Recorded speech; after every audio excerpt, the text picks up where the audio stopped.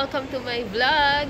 Ngayon ay nandito tayo sa Clark International Airport dahil tayo ay lilipad patungong Taiwan. And guys, first time namin dito sa Clark International Airport. It's currently 8 o'clock in the morning and ang konti pa ng mga tao dito. And dahil ang konti pa ng mga tao dito at maiksi ang pila, ang dami pa naming oras bago kami pumunta sa my boarding gate. So, meron pa tayong sapat na panahon para umikot dito sa departure area. Kaya samahan nyo ako, itutur ko kayo dito sa loob. Ayan guys, so dyan kami nag-park, no? They have enough parking space here. Pwede siya for overnight, 250 pesos per night ang kanilang parking fee for cars. And ito yung loob ng departure area. May 7-Eleven here. And nandito yung mga check-in and baggage drop counters. O diba, ang konti ng pila. Alas 8 na po ng umaga. Yan. Konti ng tao, maaliwalas dito sa Clark Airport. Ayan guys, so tingnan nyo nga dito nga sa letter B is wala pang mga tao, so hindi siya ginagamit, no? Ibig sabihin, sapat na yung check-in counters doon sa kabila. Sa kabila po is Starlux Airlines and Philippine Airlines nandoon. Meron sila dito mga self-check-in kiosk. And ito guys, kung hindi pa kayo nag-register sa eGov, and dito yung paraan kung paano. So, pwede kayo mag-download ng eGov PH app para dun sa inyong e-travel.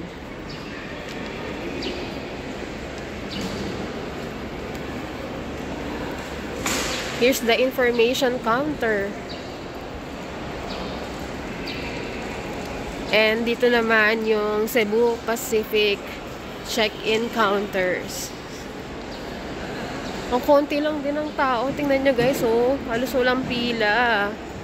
So, pag nandito kayo, hindi kayo masyadong mahahassle. Diba? Tapos ang aliwalas. So, ito nga palang, itong airport na to na nandito is bago lang daw siya, year 2022, kasi yung lumang airport is nandun sa kabila. Actually, tanaw siya from here. Hindi na daw siya ngayon ginagamit. So, lumipat na dito yung operations nila. Okay, so, meron ditong mga counters for the travel tax. Kung hindi pa kayo nagbabayad, dito kayo magbabayad ng inyong travel tax, but you can also do it online. Yan. Wala rin masyadong pila. Masarap, no, ang aliwalas nila dito. Tingnan nyo naman kasi yung yung view sa labas. Oh, diba? Taray. And we have a coffee shop here. Bluesmith Coffee Shop.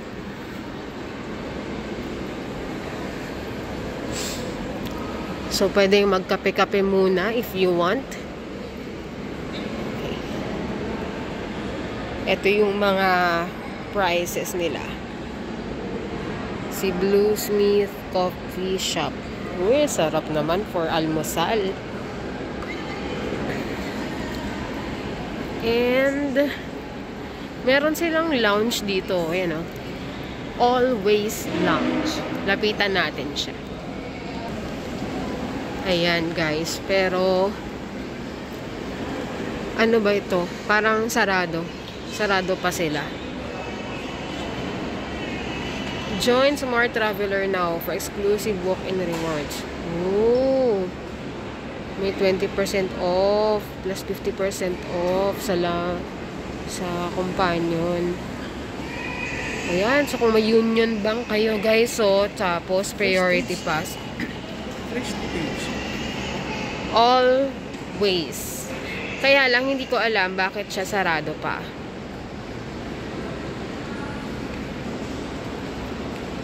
Meron sila ditong ano, photocopy and concierge. Yun. Okay. So, tara. Ikot pa tayo. Ayan guys. So, kung di pa pala kayo nakagawa ng e-travel nyo, pwede dito ho, meron silang counters. Pwede kayong gumamit.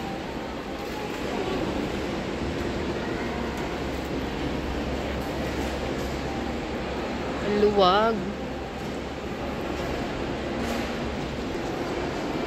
Punta naman tayo dito ngayon sa restaurants nila para makita natin kung ano yung mga options. Ayan. So, nasa taas kasi yung restaurant.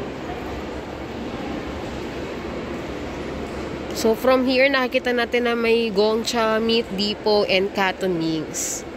At nasaan na ang daan? Ay, ito pala. So, ayan. May hagdan.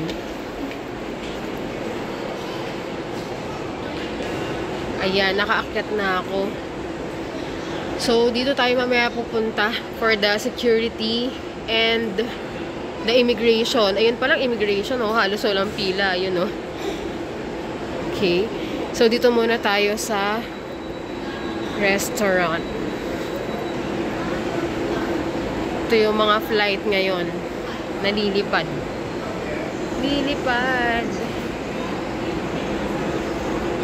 Konti lang yung options here, guys. Tapos, sarado pa yung iba. I don't know why.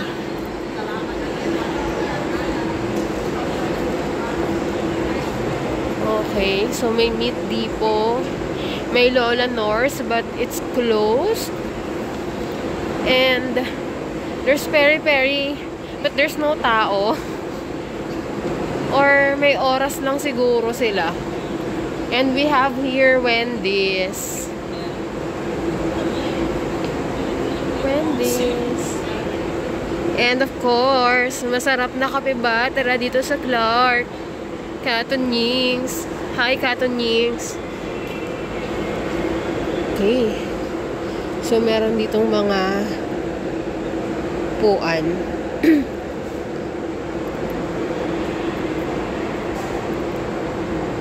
So, ganito po ang kalagayan dito sa second floor. Actually, parang mezzanine lang siya. Okay, so tas mamaya pala pagpasok natin, ito pa yung mga meron sa loob. May coffee bean na maaliwalas din at maaraw. And may shop here. And nandun ang mga boarding gates. Okay. Sige. So, baba na tayo ulit at pupunta na muna tayo sa immigration. So, pagdating doon, di ko muna pwedeng i-video kasi bawal, syempre. Pero actually, nakikita naman siya from here. Nasisilip naman siya from here.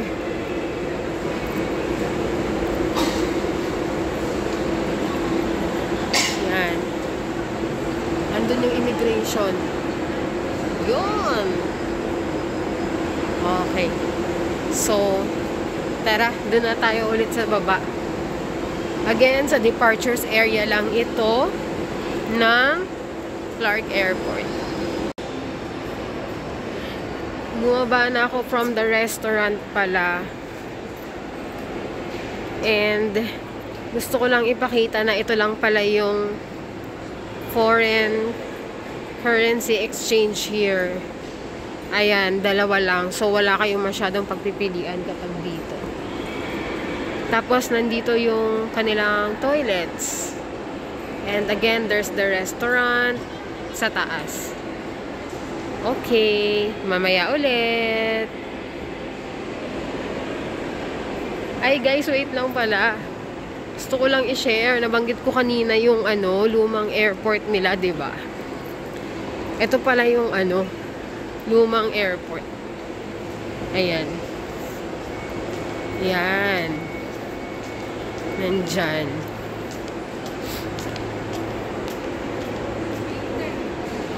Lawak. Tingnan nyo, lawak. Ayun, nandun yung lumang airport. Ay, asa na? Yan!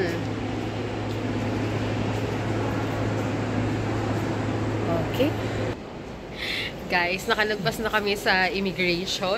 At kung gaano kabilis yung aming pag-check-in kanina, ay ganun lang din kabilis kami sa immigration. Parang mga 2 minuto lang, no?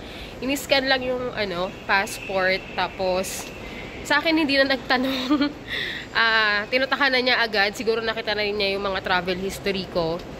And, yung sa kasama ko naman, tinanong na kung kailan yung balik, tsaka kung ano yung gagawin doon.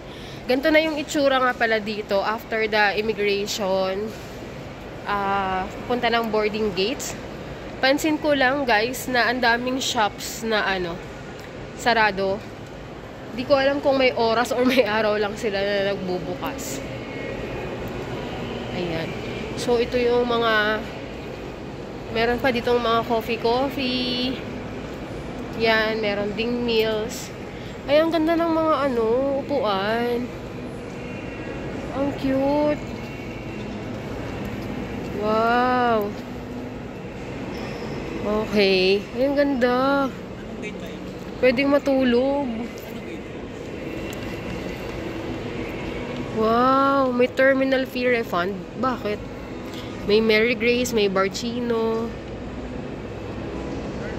Ang tahimik ng airport na to. So, kanina, guys, sabi namin kanina doon sa tao sa 7-Eleven kung ganito ba talaga parate, no?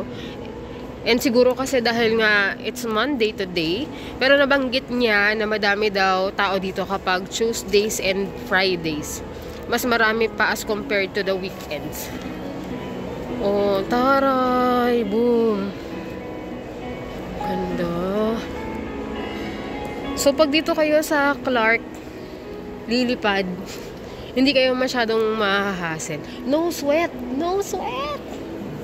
Hindi ka kakabahan na maiwan ka na ng aeroplano and all. Pero syempre, kung magagaling ka pa sa Manila, tapos mag-drive ka pa papunta dito, you have to allot sapat na oras. Kasi hindi mo naman alam kung ano pwede mong ma-encounter habang nasa daan ka. Diba? Yan. Alam ko guys, meron ding public transportation papunta dito. So, yun kasi yung medyo, talaga dito, challenging. Pero merong mga point-to-point buses ang Genesis Transport. So, if you're coming from Manila, pwede from NAIA, meron silang P2P bus. And also from Trinoma, if you are from Quezon City, meron din silang P2P bus. Ang alam ko sa P2P, parang nasa 380 pesos per passenger per way. Yan yung sa ngayon as of this moment, yun yung price niya. Pero kami, we opted na lang to bring the car para wala masyadong hassle and sigurado kaming makakarating on time. Ayan, diba? Oh, diba? Taray talaga. Gandang lumipad from here. Try nyo din next time.